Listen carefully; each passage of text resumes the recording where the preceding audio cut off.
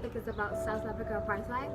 Apartheid was a segregation system of government in South Africa that permitted the continued political and economic dominance of whites by severely limiting the access of blacks to any opportunities for social or economic advance.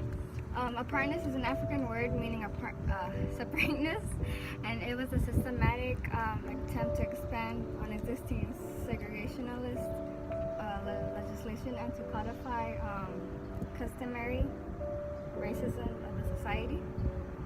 Racial segregation and white supremacy had become central aspects of South African policy before apartheid began.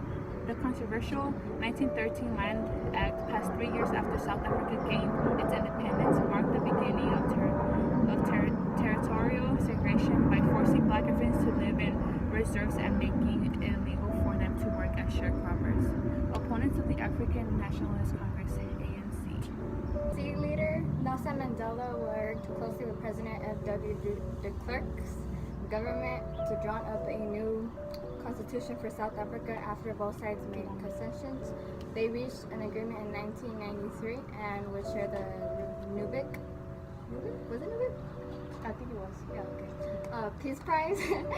Peace Prize that year, and another subtopic is Nelson Mandela, and he was in prison for 3 decades. He was also released 1990 as the president for South Africa and ended apartheid. Later then he was assassinated on December 5th. But before that, it was the Population Act of 1950. It was the first one of the apartheid program. The South African government was considering cosmetic reforms to apartheid without ending white minority rule. In 1948, the African National Party won the general election under the slogan. Their goal was not only to separate South Africans' white minority from its non-white minority, but also to divide Black South Africans along the tribal lines to decrease their political power. Okay, our question was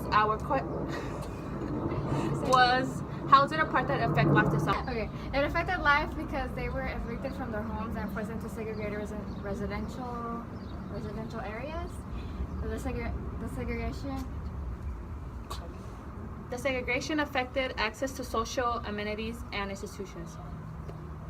Schools and hospitals, among other public services, were segregated. Black people were provided with substandard services with no political representation to voice their options.